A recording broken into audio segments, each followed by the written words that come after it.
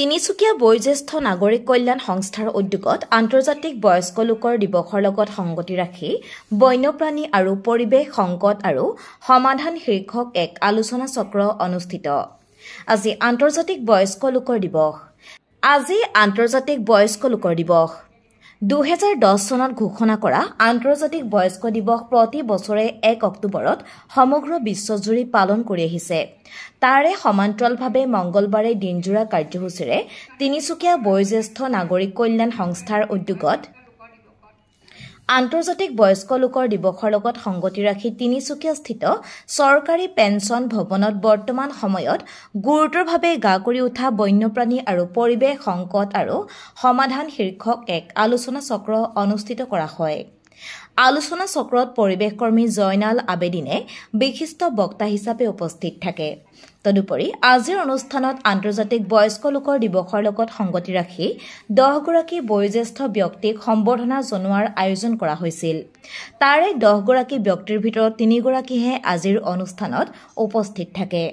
উপস্থিত থকা বয়োজ্যেষ্ঠ ব্যক্তি ডক্টৰ টংকেশ্বৰ তামুলী, অৰ্পণা দেৱীক সম্বৰ্ধনা জ্ঞাপন কৰে বিশিষ্ট বক্তা পৰিৱেশ কৰ্মী জয়নাল আবেদিনে আৰু ডক্টৰ নৰেশ্বৰ দত্তক তিনিচুকীয়া বয়োজ্যেষ্ঠ নাগৰিক কল্যাণ সংস্থাৰ সভাপতি যোগেশ বৰুৱা, সম্পাদক অমূল্য খাটনিয়াৰে সম্বৰ্ধনা জ্ঞাপন কৰে।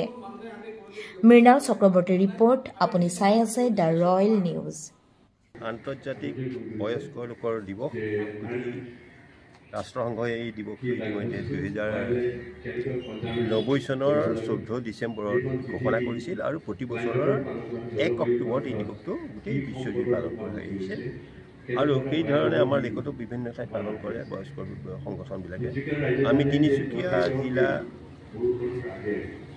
যিটো ডুমডুমাত হৈ আছে সেইটোৰ উপৰিও তিনিচুকীয়া আজি আমি আমাৰ যিটো সংগঠন তিনিচুকীয়া বয়োজ্যেষ্ঠ নাগৰিক কল্যাণ সংস্থা আজি জিলাকাৰ উদ্যোগত আমি এই কাৰ্যসূচীটো ৰূপায়ণ কৰিবলৈ লৈছোঁ।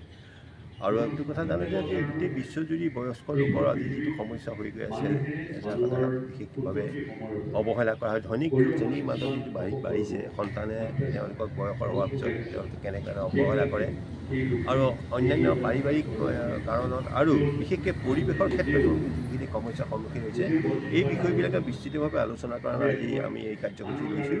আৰু আজি ইয়াত বিশেষকৈ বিশ্ব পৰিৱেশ আৰু এই পৰিৱেশৰ ক্ষেত্ৰত আমাৰ কৰণীয় কি, আমি ক্ষেত্ৰত বক্তব্য ৰাখিবৰ কাৰণে বিশিষ্ট পৰিৱেশ কৰ্মী জয়নাল আবেদিনক আমি আমন্ত্ৰণ জনাইছোঁ। তেওঁ ইতিমধ্যে বিস্তৃতভাৱে এই বিষয়ে কৈছে আৰু তাৰোপৰি ৰাইজেও এই ক্ষেত্ৰত বিভিন্ন প্ৰশ্ন আদি কৰিছে, আলোচনা কৰিছে। গতিকে আজি কাৰ্যসূচীটো ইয়াৰ মাধ্যমেদি অন্ততঃ পৰৱৰ্তী অৱস্থাত এটা বয়স্ক লোকৰ এই সংগঠনৰ মাধ্যমেদি নৱপ্ৰজন্মৰ মাজলৈ যাতে এটা বাৰ্তা আমি প্ৰেৰণ কৰিব পাৰোঁ, তাৰ কাৰণে আমি প্ৰয়াস চলাইছোঁ আৰু সেই প্ৰয়াসৰ উদ্দেশ্যেই আজি আমাৰ সংগঠন।